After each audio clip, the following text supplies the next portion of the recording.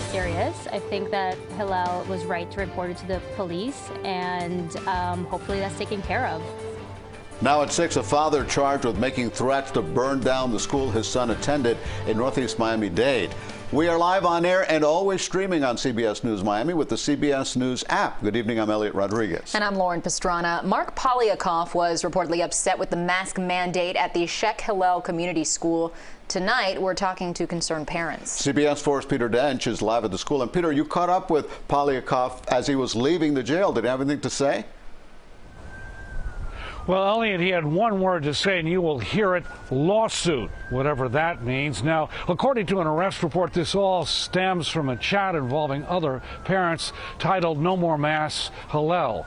Mark Polyakov reportedly posted several messages, and an anonymous parent reported them to the school.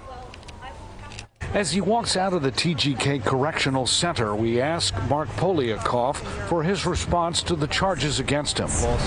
The 37-year-old Polyakov is charged with written threats to kill or do bodily injury after police say he threatened to burn down the Sheikh Hillel Community School that his son attended. A woman who he was with told us.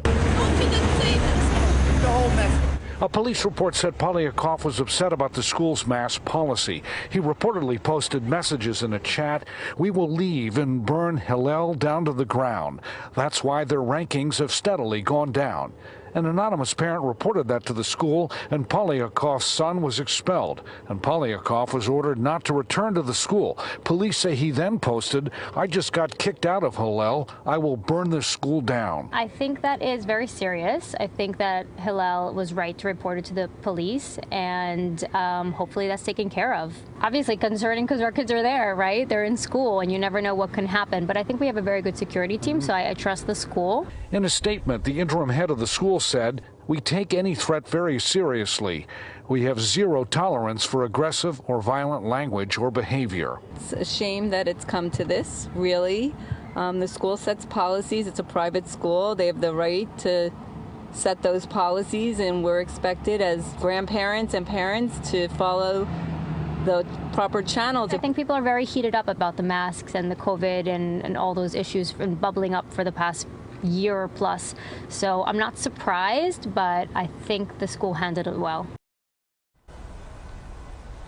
Now, making threats to kill or do bodily injury can have serious consequences. It's a second-degree felony, and if anybody who is convicted, it can mean up to 15 years in prison, 15 years probation, and $10,000 in fines. Polyakov has invoked his right not to speak with detectives.